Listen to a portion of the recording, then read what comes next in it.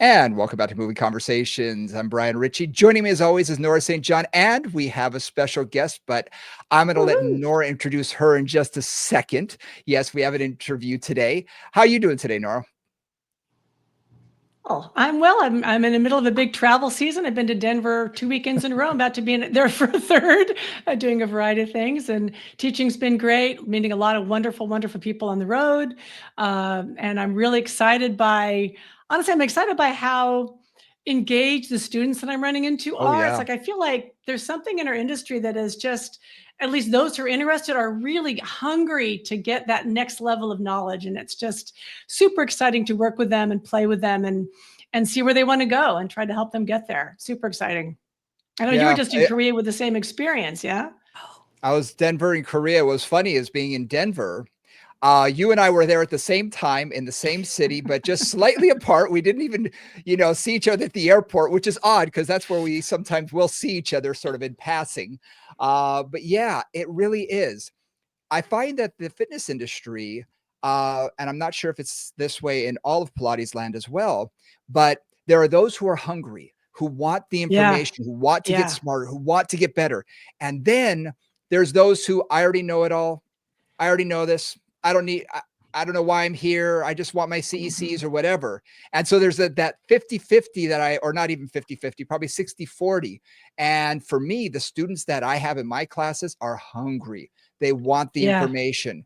And especially when I go to Asia, this is my second trip this year, and I've got two more coming up this year.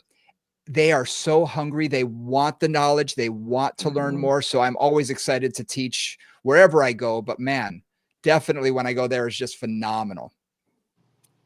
So it is my great honor to introduce Irene McCormick, who I've known Yay! Woohoo! from here and there, from ideas, from some work we've done at Balanced Body. Irene we were just talking before we were on, she's been teaching some version of fitness since she was 15, which was really just a few weeks ago. But Couple months, and her maybe a year. specialty and her specialty at the moment, like her passion at the moment, is fitness and menopause and the different ways to approach the postmenopausal or the menopausal female through movement. And there's some really interesting things she's got to say that I can't wait to dive into. Again, a whole lot of my clientele has always been in that age range. Oh, yeah. I'm in that age range myself. And there are some specific things that are really useful for you to know as movement professionals about working with them. And before we get into that, I just want to remind everybody to please, please, please hit the like and subscribe button, share, follow, do all of those fun stuff on the platform of your choice. Also, if you want to reach us, get in touch with us. Movingcombos@gmail.com is always the easiest way. Also, check out our Instagram at Moving Combos on Instagram as well as on Facebook. So that's behind us. Get that out of the way. Okay, now we can jump in. So Yay. I bring to you Irene McCormick. Well, I appreciate you bringing me on, especially to talk about menopause. It's something that we have not examined closely in the Yeah, fitness Agreed. industry. Yep. yeah, It's been yeah. like that little secret in your pocket, right? You have a lot of clients in that age group, but you just kind of treat them like they're still 30 or 20. And that's not always the most important way to do it. Yeah. No, it's really interesting because there is still, and man, I know every single one of us listening and on this right now, there's still a lot of shame Oh, yeah. associated Yeah. with that. There's Yep. shame, and whenever you have shame, you have secrets, you have hiding, and you have, an unwillingness to be open. And that is not an environment that women need to thrive in. So I'm so glad that like I said, the veil has been lifted off this secret called menopause. Women have suffered for years in silence, and just sometime around, if you want to ask me a question like, when do you think this just started coming to be a thing? I don't know, but I am in that age group. I'm past, of course, but I just was really experiencing a lot of that during the pandemic. Oh, So Yeah. all of those Mm. changes that happened in that time frame, right about then, all the fitness professionals who, worked like we do, we present education and travel, et cetera, all that was over, for at least the Yep. time being. So we did a ton of virtual, and I got a lot of really good virtual training and education through TRX because I'm a TRX master trainer. They did all kinds of stuff. So I thought virtual, because we didn't primarily do that, right? At all. No, and we couldn't. I mean, honestly, before the pandemic, I mean, can you imagine doing that on Skype? Sorry, but that would not have worked. Yeah, Thank no. God we had thank God we had Zoom by the time the pandemic showed up.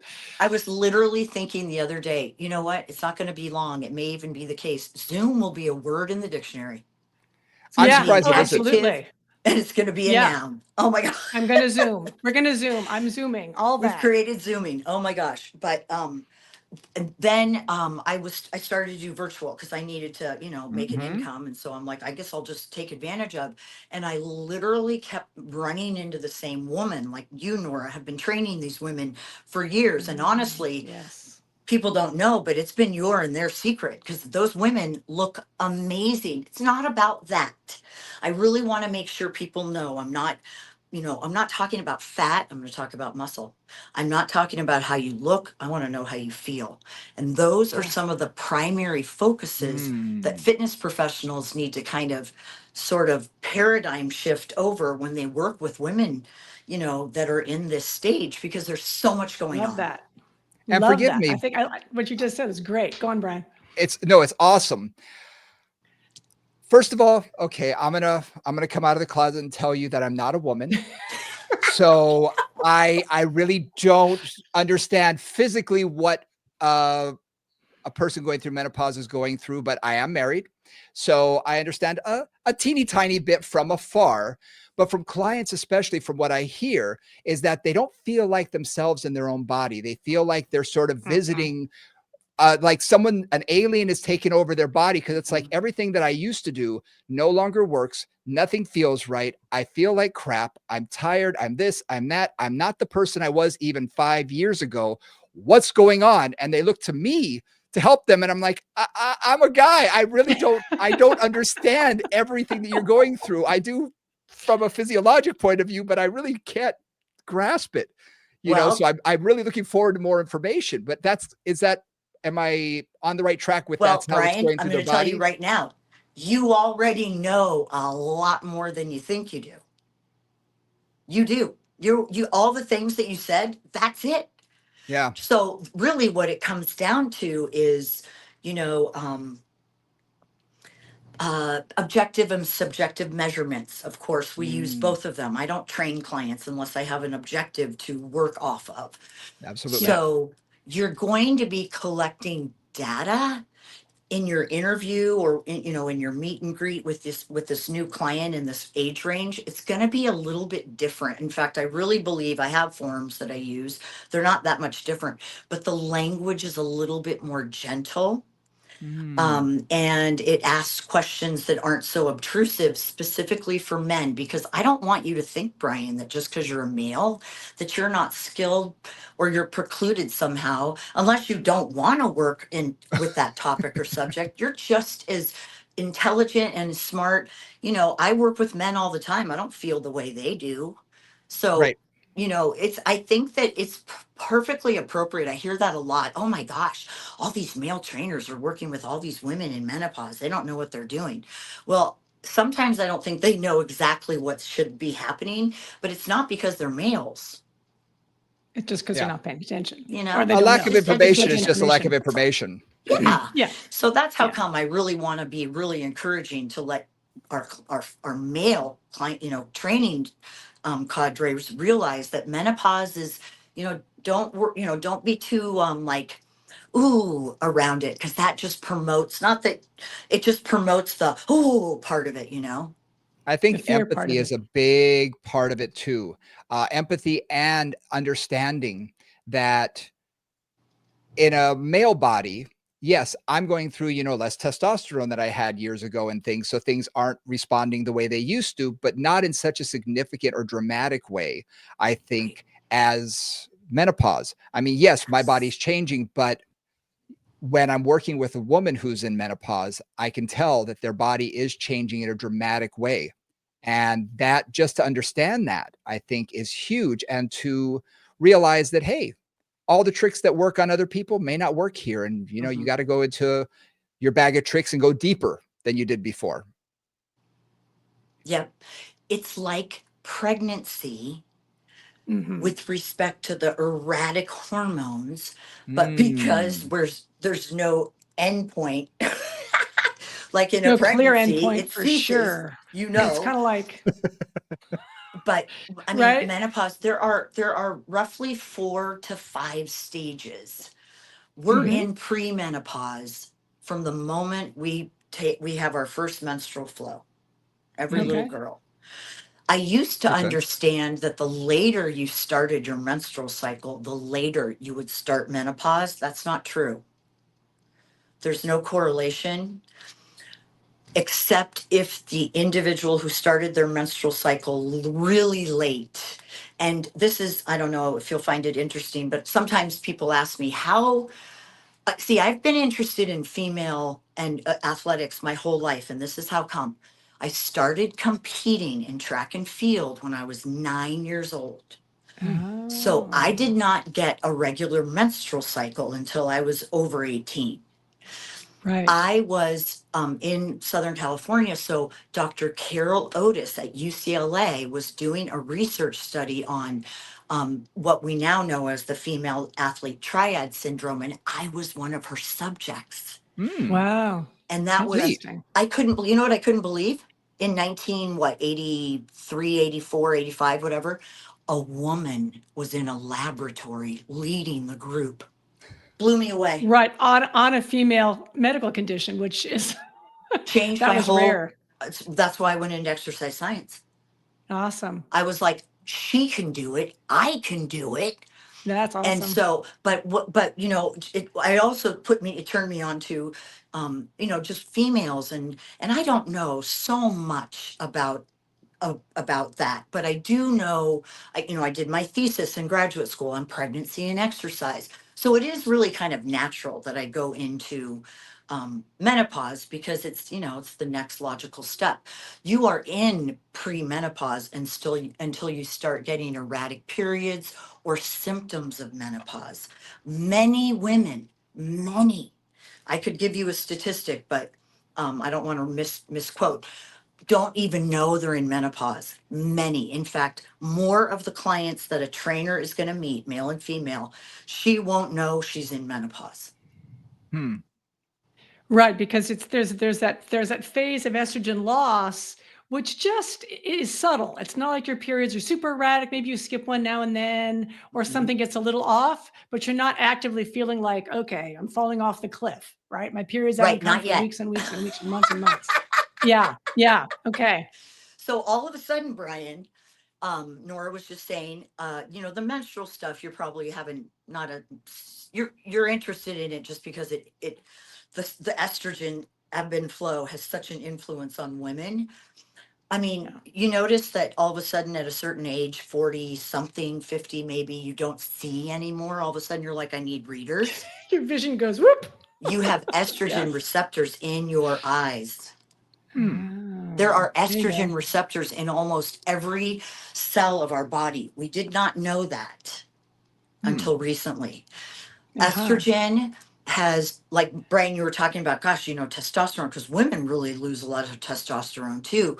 Sure. When you talk about hormones, there's a lot to say, but one thing for sure, you want to know that the wellness community is very different than the patriarchal medical society. I battle with my internal medicine doctor on a regular basis. Yep. Yep. Absolutely. Yep. Yeah, he is really super good. But he's in his 70s, so he's got a lot of experience with, being in practice with the whole, oh, you're fine, you're fine. I cannot even begin to tell you the truth about this. I had a news reporter that I'm actually a friend with here in Des Moines, and she did a story, not just because we're friends, but it's of interest to people on menopause and exercise. And I, gave her kind of my program design, because I have this program. It's called Hot Flash Huddle. Woo! Um, Nice. and Hot Flash Huddle. Oh, it's so good. I love it. I love the women. I love them. But I told her, I said, Erin, when you go to the doctor, because she, wants to do all the things that when I meet with women and consult them, I just advise, have you checked with your doctor? Do you know if you're in menopause? Things like that. And I can, give a very brief list of the kinds of interview you would do with a female coming to you who's exercising frantically and gaining lots of weight. She's on cortisol overload. And these are all just things that you would be able to decipher easy when she told you stuff, because we can understand the physiological interpretation of what they're trying to say, usually anyway. But I said, don't be surprised if your doctor tells you no when you ask to have a hormone panel in your blood lab. She goes, Mm. okay. She came right back to me. He told me no. This happens to at least 90% of Yeah. my clients. Yeah. I'm Yep, not yep. saying he or she, it's just they go to and they say these are the reasons. You don't need it. If I ask for it and I'm paying for it, Mhm. I don't know if it's necessarily, do they need to know why I need it? I just want it. Maybe I'm just trying to establish baseline thyroid or something. But usually they'll be that way, but you really have to fight. And so I have actually written um, I have a script. I have. I have a script for these ladies. I say, go in and I need you to just use the script. Please use your own personality. I'm not asking you to go in and demand and be rude, but I do need you to stand up for yourself right now. Huge symptom of menopause, lack of self esteem. Mm. Yep. Huge part. Yep. Because these beautiful little women who didn't have to do very much and they could be, lean or however their body wanted to be, have suddenly changed dramatically. Do you know the divorce rate when women hit menopause? Mm. Oh, it's significantly higher. So we know it 1 year, 3 year, 7 year, 10 year, 20 year. Those are the big divorce years. The onset of menopause is now new. Oh, wow. Uh-huh. It makes Yeah. sense though. And how Yeah. I feel about that for women is I tell them, you are a beautiful person. And I happen to think you're really pretty anyway, blah, blah, blah, because that's just how I am. And I have rapport with them. So they laugh and giggle because you know how I am, Brian. I'm a silly. But, many a truth is told in jest. Uh-huh. So I work with them and I help them learn. I'm not like blowing smoke up their butt. I'm trying to help them go logically. These are the reasons why you are a badass. And so I don't just do fit coaching in my Hot Flash Huddle program, which is a menopause community filled with like minded women who want to just be healthier.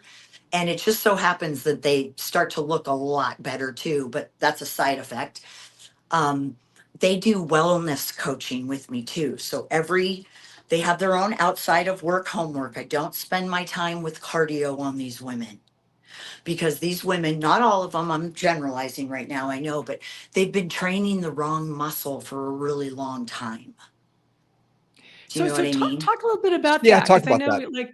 yeah, before we started, you were starting to talk about like how, and Mm, Brent and I've talked about this before, like how you change the training philosophy Mhm. as people get to certain points in their life. When you're 20, you can kind of do anything and you can recover. And you're 30, kind of the same. By the time 40, 50, 60 come along, you got to start adjusting. If you keep doing the same thing, you do not get the same results. So Yep. talk a little absolutely. bit about how you modify things.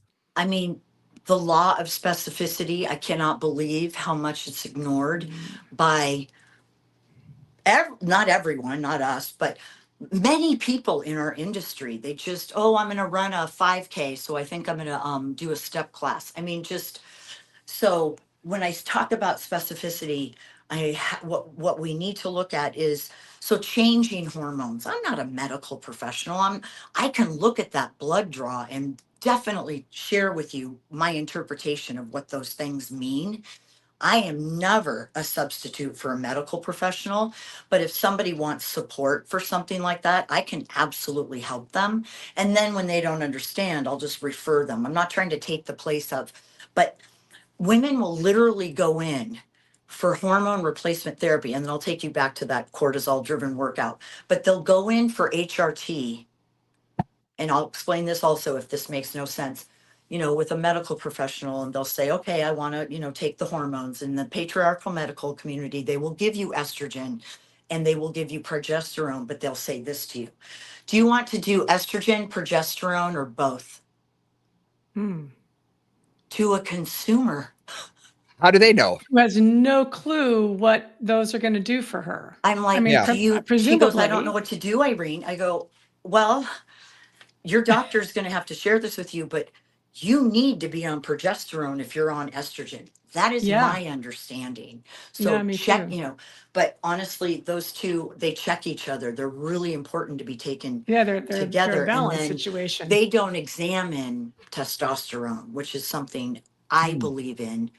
But you have to remember, it's therapeutic doses. It's not, doping up in the men's locker room use. And that's what Right. a lot of people think when they think about hormone replacement therapy. It's really not that dangerous. Okay, I'm taking you back to the approach that you need to take with women. So, something that occurs with women when they enter perimenopause, and this is what stress does to us. I am telling you, stress is the death of all of us. It's it. Yeah. We are, what we tend to have are women who are in a very change phase, and it's not just physical body, it's neurological. There's memory issues, there are depression and anxiety issues that are real. Restless leg syndrome, that's a neurological problem, that's a brain issue. I have it, and it's awful. Hmm. And I do too. so there's a lot other physiology going on than just, I'm getting fat right here, which I can help you with Right. too. So helping these women understand, I want to get them into glycolytic depletion early in their workout. Now, if they're doing a hot flash huddle session with me, I have these sessions that I offer, and it's in a program. So it's all periodized and progressive. Um, it's all virtual in home. So it's really convenient. And they do 2 fit coaching workouts a week, and they get 1 wellness coaching workout a week. And the wellness coaching covers, the first one is the nuts and bolts of menopause. The second one, it's not your it's not your fitness, it's your physiology. I explain all of the things that are happening and why we need to train Right. the way we will. Then we go into the macronutrients, and there's one module for each one of the macronutrients: supplements, sleep, stress, all of that. I can't coach that when I'm training a client. Yeah. I Right. cannot coach that. I am good, but I am not that good. That's a So lot. I need to So, give them, I so what have did you mean? recorded sessions. They just watch.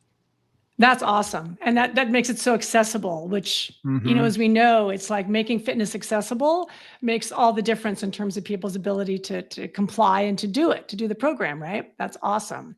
It has to So work you for said them. Yeah. glycolytic depletion, right? So you Yes. start that. So tell me a little bit about why you start with that and what that means. Oh, I love it. I have actually created. Now, remember, well, at least in my thoughts, in my mind, research usually follows the anecdotal behaviors. Yes, So I'm absolutely. hopeful Hmm. that what I'm doing, I mean, on paper, this looks perfect, but and in real life, it works. So now I've just got to demonstrate it. We start every session with a heat up. I don't do a warm up. It's too limiting, and it's not what's happening. Law of specificity. Our heat up can be anywhere from 11 to 22 minutes, but they transition right into their training. The end of their heat up. So their heat up really incorporates a lot of mobility, spinal strengthening, um, a various plank poses that are appropriate. Just really establishing C curve and all the things that you want to do. And then they work in their heat up. They're like, did we start the workout yet? I'm like, not quite, almost. The last part of it is called a microburst. And it's basically, you can do it any style you want to, but I usually just start with Tabata timing. It's super easy, 10, 20, Yeah. 10.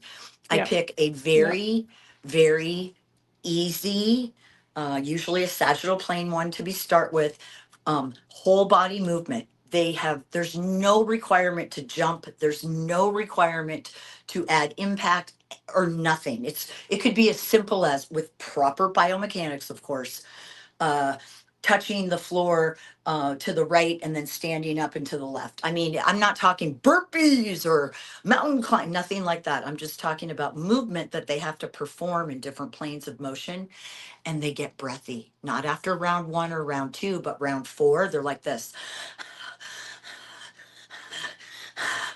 And they're not breathless.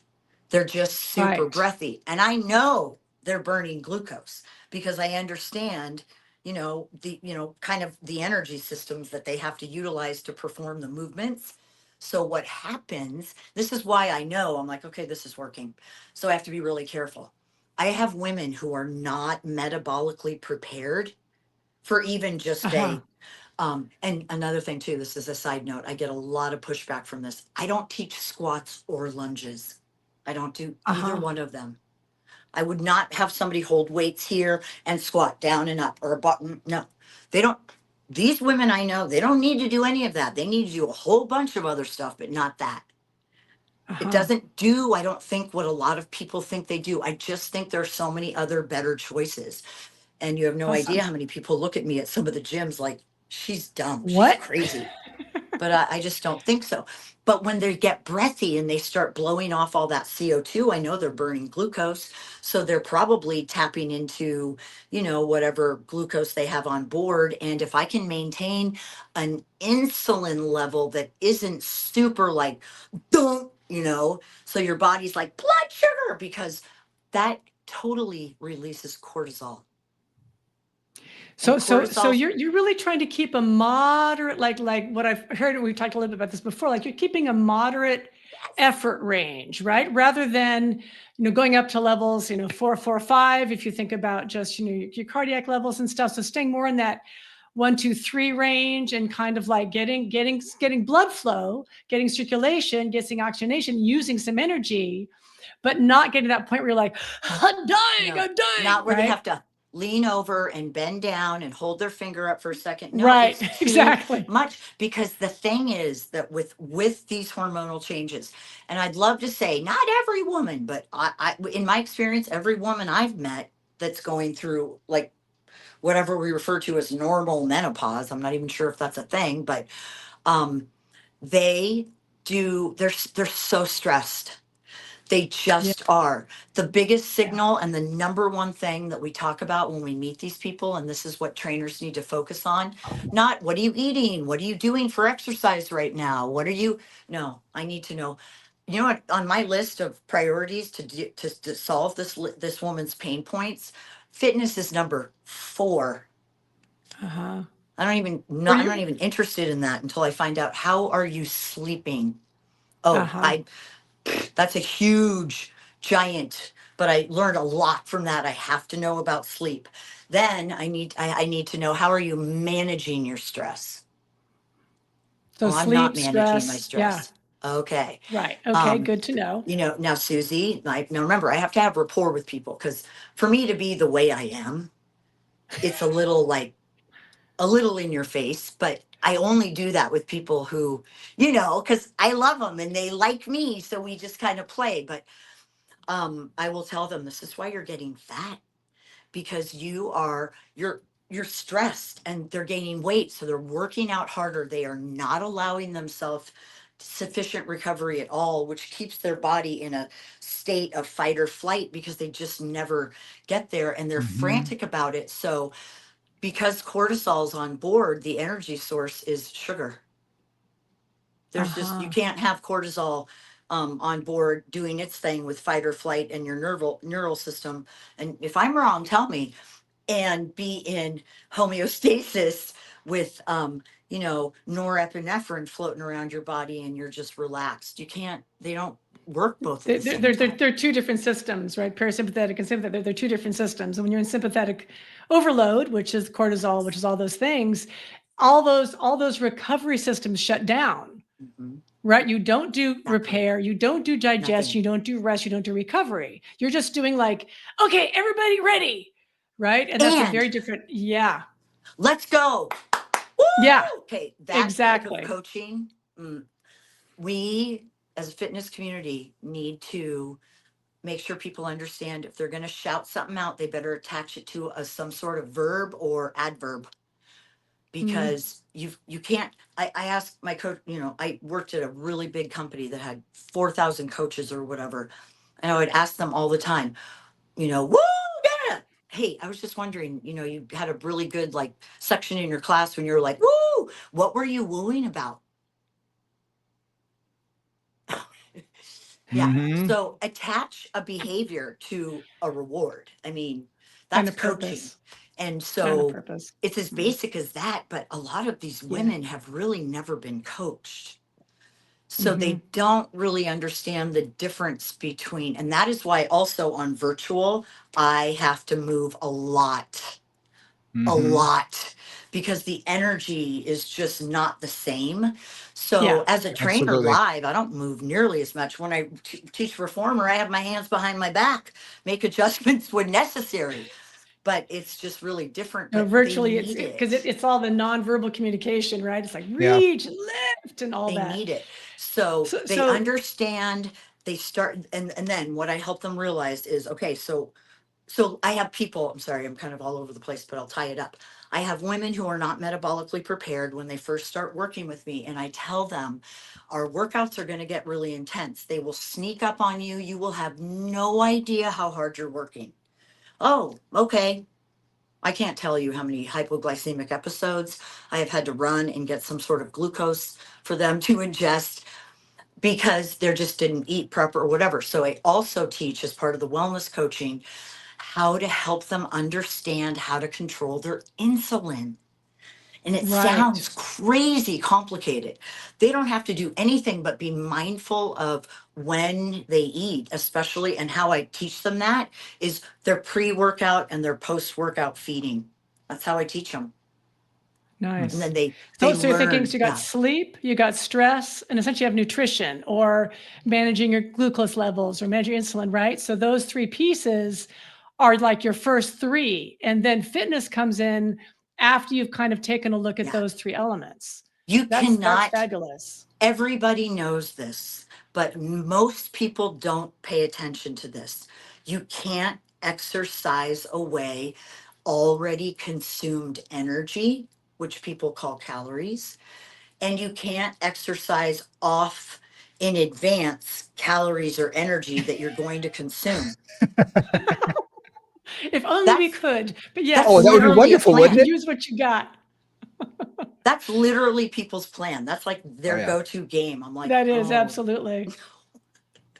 I mean, how many times have you heard, well, I'll work harder tomorrow, Yep. right? Or, oh, I'm going to work out really hard this morning so I can have, pizza tonight or whatever it is. Yeah. it's just that, and this is me, and I have a lot of people. Oh, Irene, da da da, and that's fine.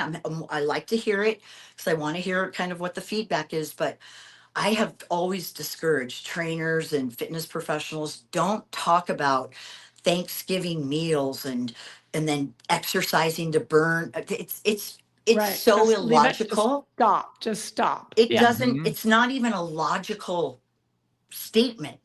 It doesn't make Right. any sense in science whatsoever. And it's another Yeah. one of those myths and fallacies that Mhm. these women deal with. Another, see, women, they have all these symptoms during menopause, right? They've got hot flashes, which, by the way, the actual term in science is hot flushes. But we like in the United States to change things. So they're of a sound bite. I don't know, whatever. So hot flashes, It sounds more that's dramatic. related. I'm It sorry. does. It sounds way more dramatic. Oh, they are. You know what? I will never again in my life, and I pray that God will forgive me for being rude or short and impatient with women who have asked me to move the fan to them. I'm sorry, ladies. I didn't know. Now I know. Remember when they're exercising and the lady's like, I want the fan over here. And you're like, oh my God. They need the fan. They literally need the fan. They could be in peril, literally, because children and older adults, and we're finding, I guess the research is demonstrating this, um, it's a hypothalamus issue. the hot flashes and the night sweats. Now, so my understanding too is it's an autonomic nervous system dysfunction. Like the autonomic nervous system goes a little wacky. And the autonomic nervous system does a lot of things. Like hot flashes is the most obvious sign, but it does blood pressure regulation. It does all kinds of other things. And so a lot of cardiac stuff comes from that. And that's why women get more heart issues after menopause. Totally. So there's a lot going on with that particular thing that, like people say, oh yeah, I'm just getting hot, like whatever. I need the fan. That's just the tip of the iceberg in a way. Because what night sweats are just hot flashes that happen at night, and generally they're more severe because you're sleeping, so you'll be in that phase for a longer period of time.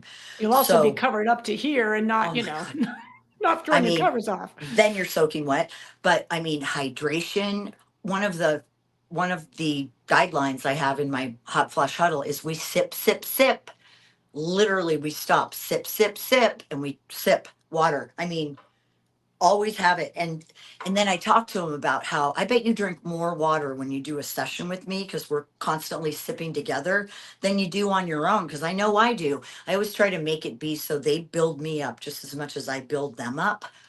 And it's so good. When they can take the wellness information and go, I had no idea I wasn't eating enough protein. If you are breaking down muscle tissue, they're not accustomed to this information or language because they've always been so, not all of them, but majority of them, so committed to cardiovascular exercise as a go-to to change their skeletal muscles. Yep. I tell them your cardiovascular training is for your heart muscle. You will see changes in your body, but if you want to change your skeletal muscles, we have to specifically apply those imposed demands.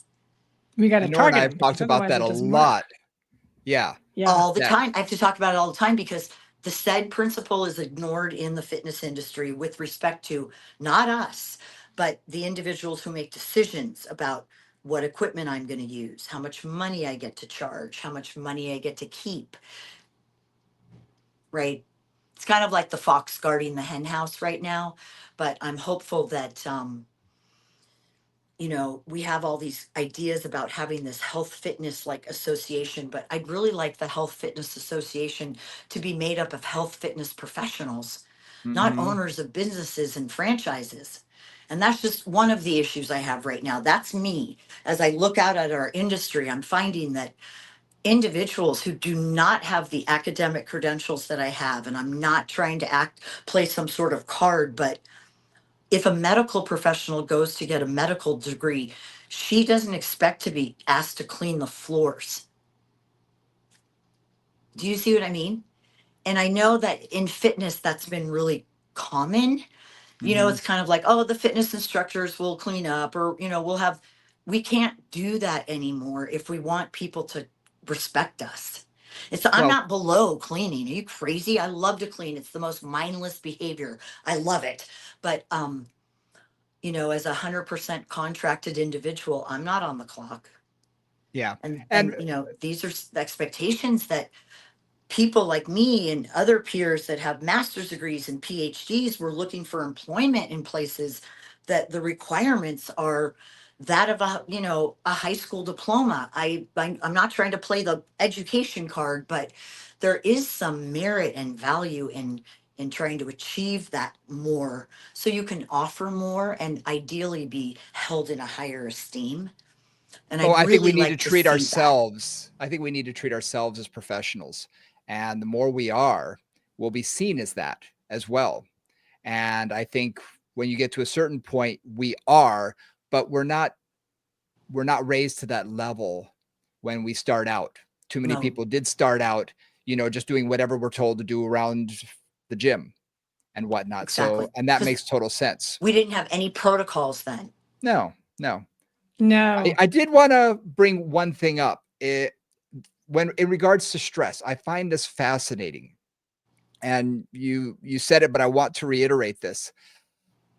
There's a difference between physiologic stress, mental stress, and physical stress, but they are all I hate the word attack your body, but affect your body in a very negative way. And if someone is coming to you who's overstressed as it is, who is at their peak, I live in Washington, D.C., especially right now, there's a lot of stress in this town. Yeah. It's like, oh my gosh, you can feel it walking down the street. But when you have that much stress around you all the time and you're living in that much stress, and then someone wants to go and do Orange Theory or boot camp or something that's going to be at that high level where you're doing a high intensity interval type training. And so I only have 30 minutes. So I'm going to work as hard as I possibly can for that 30 minutes. You're just adding to your stress level. You Yes. may feel like you feel a little bit better afterwards, but your body is getting a lot more stress induced upon it. We have a very close connection. And I think this is where sometimes a lot of the like disconnect happens. How you feel is not necessarily exactly the same as what's happening. Nice. You know what I mean? So I'll give an Yeah. example. I'm not a disliker of hot classes, but the physiological ramifications are you are working at a lower level. You're dehydrating your plasma volume. Your Mm, heart has to pump faster and harder just to get the same amount of blood flow. But we perceive it as a harder workout. It's we our consumers want to know. They're not dumb people. My clients just aren't informed. Just like I wouldn't be able to go fix my car. I'm not exactly. informed, but Right. I Yes. would rely on and trust, somebody. But I still occasionally will get, oh, yeah, tell me what you do. Okay, yeah, I love your program, but I'm just going to do my own thing. I'm like, okay, I just gave you life changing information. And I'm not saying like I did it. I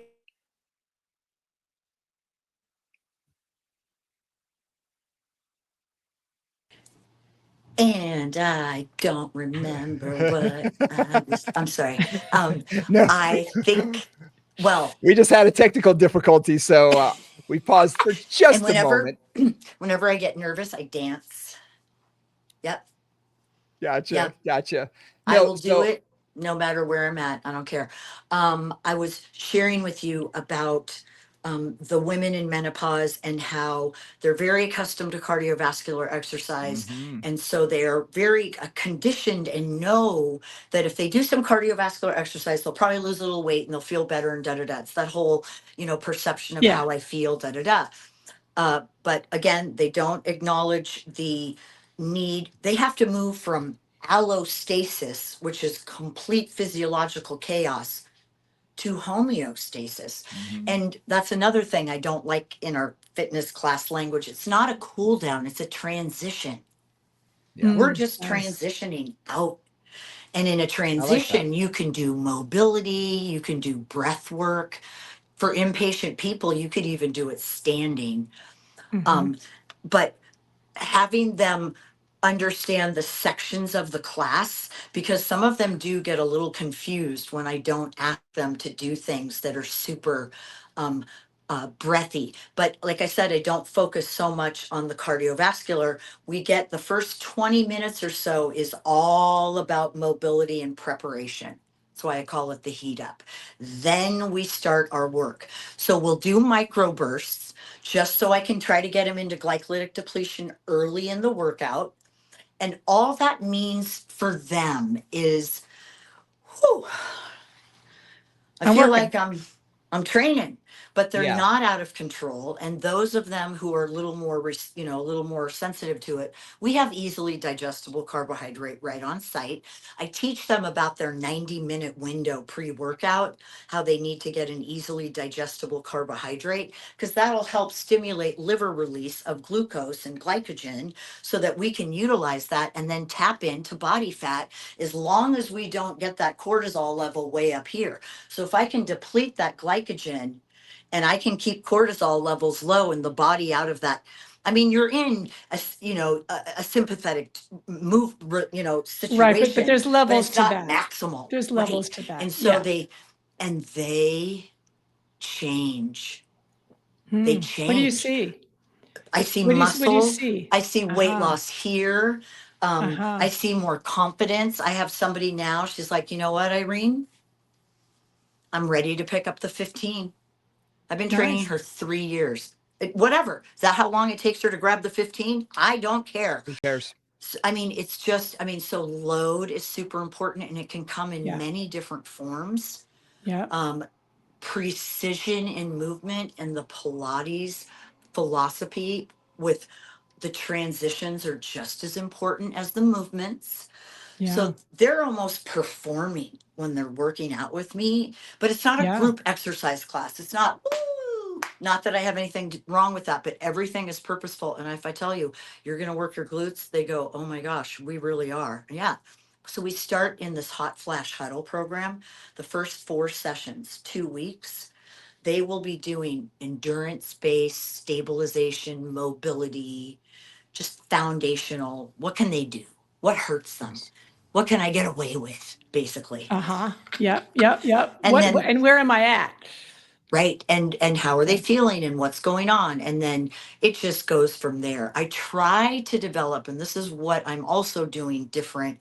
I don't know what it is, but it makes me feel better. I don't make as much money, but I don't care because I make enough so that if I want to grow this, maybe. But I have clients that can't afford me. So Yeah. I have her, she's like, I found out who you were from da da da, and what's your rate? And I'm so sad. I really want to do it. I just had her fill out an application. I created one. She has a scholarship. I just train her pro bono. You Nice. know what? I mean, big deal. I practice on her, and she's lovely. And she's in um, uh, Alabama, Mobile, Alabama. And Mhm. and I have women that I sometimes they just are a really busy lady in Seattle who's some bigwig that I bet if I told you her name, we'd all go, "Ooh, she hires me because of the confidentiality." And I work. Literally, she's like, "I would die if I didn't have you. I don't know what I'm gonna do." But some people connect with you, and that Sure. but the programming, and like I said, it's based on what I've pulled. So glycolytic depletion, a huge focus on mobility. I don't really even use the word flexibility Hmm. because they can't move their joints. So I'm not really that worried about the soft tissue until we have some joint integrity, stuff Mhm. like that. Nice. So full body movement and movement Oh, patterns. yes. And then they have homework outside that's very easy. They have to accumulate 150 minutes of walking or some sort of low impact activity. Most of these women, unless they've been doing this, they don't need to jog or run. I just don't want them spending their time at the gym on the elliptical trainer or on the treadmill unless that's what they're doing because they can't be doing a Sure. cardiovascular exercise outside or something. But that's Yeah. what women do, especially in this age category. They're too afraid to go into the weight room at the Hmm. gym, no matter how big or small, no matter how many people there are not. They think people are judging them.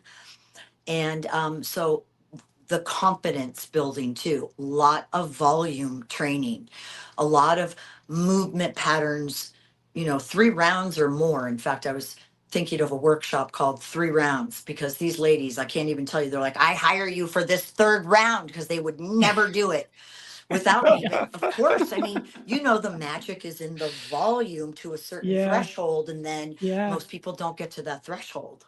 Yeah. Yeah. So So one of the things resistance Brian, training.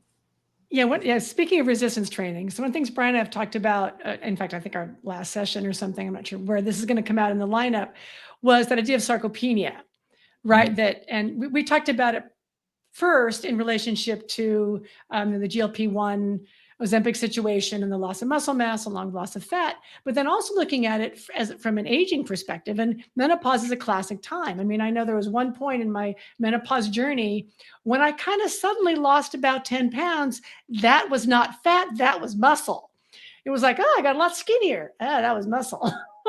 Right. And it's like, and then I know from now, like trying to build that up requires so much more work than it used to. When I was younger, like I told Brian, I would literally look at a reformer and I would keep my muscle mass. Now it's like, okay, 4 or 5 days a week, I got to do something, and I got to be resistance training, and I've got to do some progressive work, and I can't just stick with, as you said, that one or two sets. I've got to like go to that third set where it's like, okay, I'm working, right? So they're like, oh my God, Nora knows the exact formula. And it's true. We can't eat as much. We have to train harder. Yep. These women are not accustomed to strength training. So just help them understand the need for their hypertrophy. See, estrogen does a few things. One, it's really not uncommon for your blood pressure to increase or your cholesterol levels to suddenly Yep. go up because estrogen is missing. So cholesterol is jumping in to try to play some roles like cell wall building and stuff like Interesting. that. So you're going to see more fat, fat. But thank goodness I'm seeing my low LDLs. I'm like, what? Because I've always had just like, but my HDLs are still compensating for me. So that is why it's super important to maintain, that cardiovascular base. But these women think they need cardio with me as a trainer. They don't need that with me. They can do that on their own. They need Exactly. the specialized training. And then here's something else. Two things you said, Nora. One, absolutely you have to consider aging and sarcopenia along with menopause and lean mass loss. Totally true. I'm doing a project right now for another educational company, and that is one of the points that I was really sure to make. It's like, make sure you understand that you realize this is menopause and aging. So when we have decreased estrogen does not make it so that you don't have the capacity to build more lean mass, particularly the fast twitch fibers, which are the first to disintegrate. Yeah. The first. And that is why we know endurance-based work from a specificity point of view. If I want to tear down tissue so I can build up more, I'm going to need some protein in my diet. And many women do believe what you said, Nora. They're like, oh my God, I've lost weight. No, they've gotten abdominally obese. I have a statistic or a study that has some interesting information about this, but they've lost lots of lean mass in their thighs and in their glutes. And they start gaining fat here and here because they're training the same way they always have and they're looking for a different result. You can't do that. Yep. And that's why it has to change. But yes, sarcopenia definitely has to be considered. And that's why the lean mass and the resistance is so important. And me, convincing people, please you need to invest in dumbbells. They don't lose their value. I mean, there's something that you need as you work. My sessions are only about 55 minutes. Yeah. That's all you need if you're efficient. It's all we are. So we talk and laugh, but we work really hard. The rules are, it's going to be fun, it's going to be funny, and it's going to be hard. Those are the rules. Yep. I love it.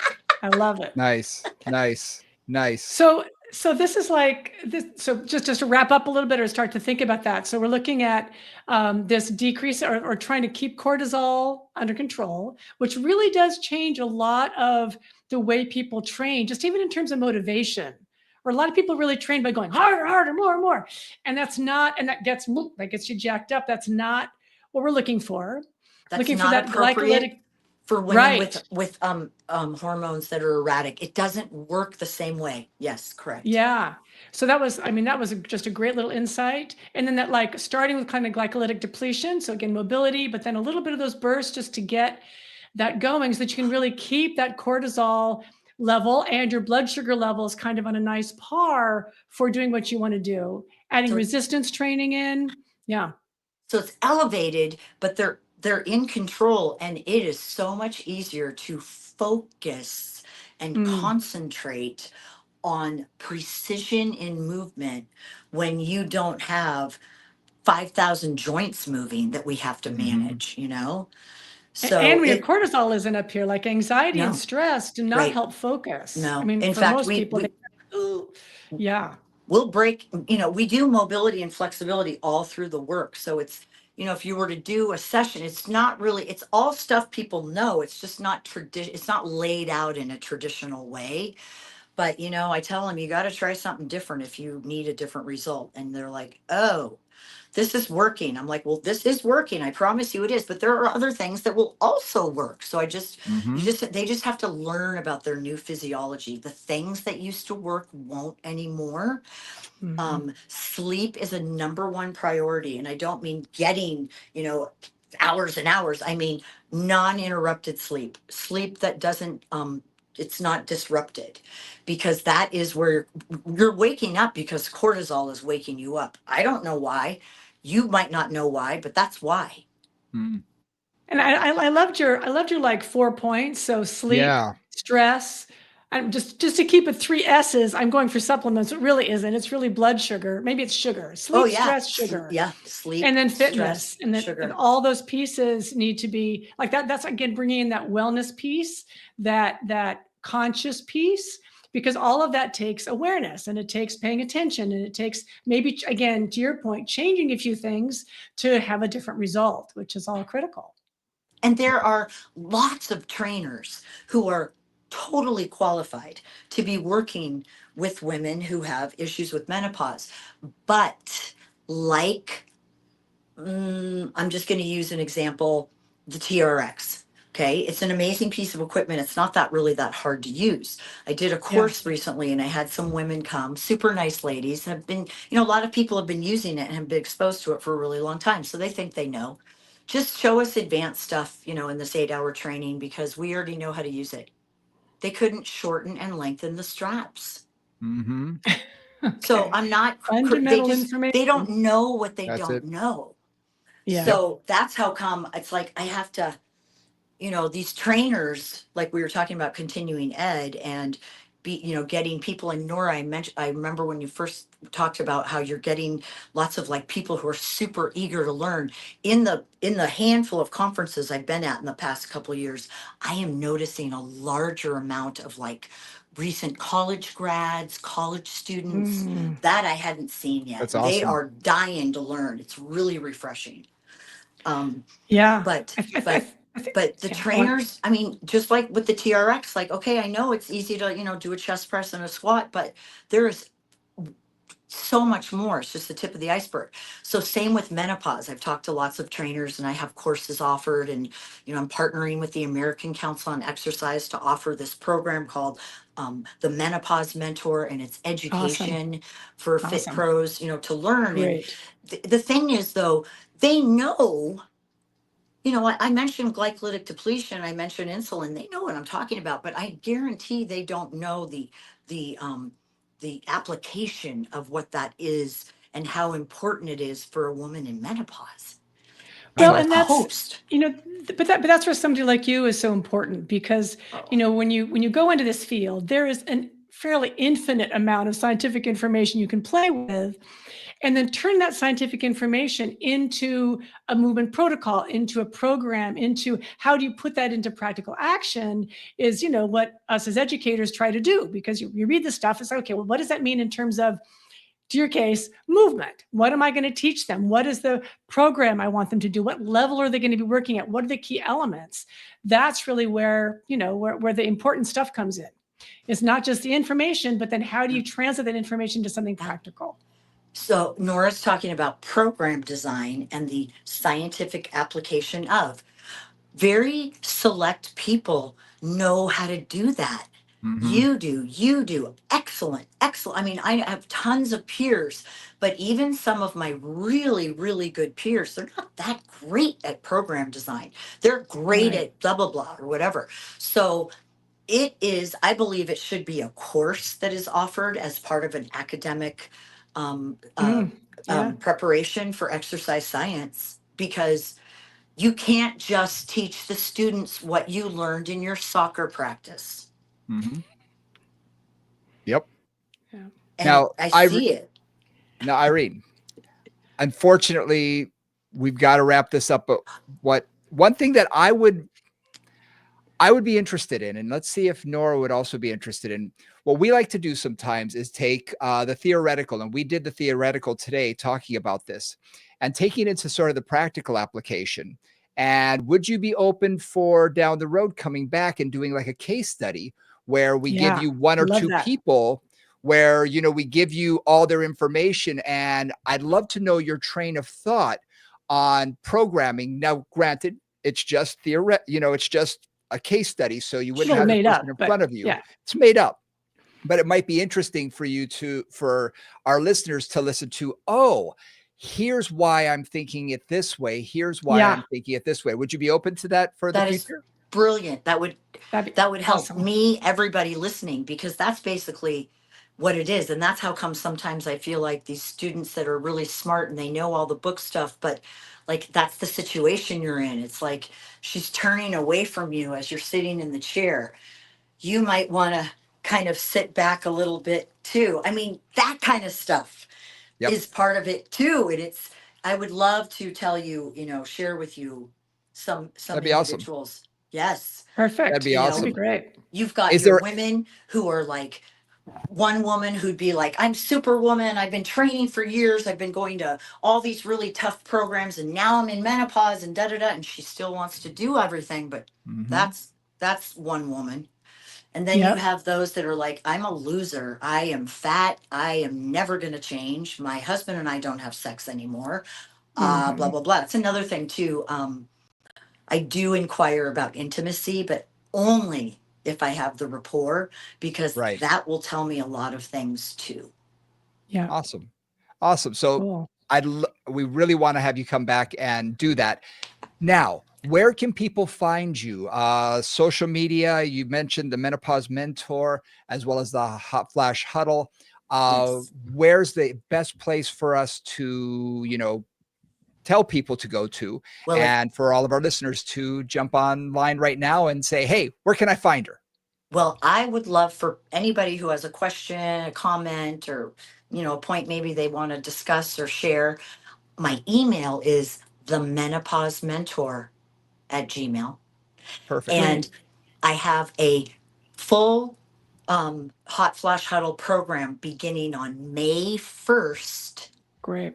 through Burn Along, which is I don't know if it's okay for me to say things like that, but it's an employee Yeah. wellness brand that a lot Yeah. of Yeah. people have access to. Yeah. And also, Perfect.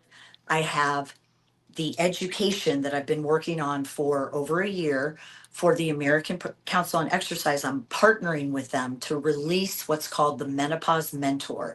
And it is about 16 hours of Awesome. education. It's all asynchronous, but you'll get sample sessions so you can see what it looks like to train. I can't put all 16 hours in there because that's too much. But, and then, the physiology and all of the information, I keep that at a high level. I feel like what we need to know because I don't want to encroach upon scope of practice issues. Mhm. And then really what it is, it's the movement. And what I think is probably what I feel like for them is the most brilliant part is the coaching. They're like, I Mhm. didn't know about carbohydrates. I didn't understand what a non-nutritive food was. What supplement did you say I should be taking according to Great. the American Menopause Society? Stuff like that. Awesome. Great. Awesome. Well, We'll include all that in show notes. Yeah. yep. Yeah. Absolutely. Perfect. Absolutely. So thank you so much for joining us. And Thanks, I'm Irene. What a pleasure. I am looking forward so to pleased.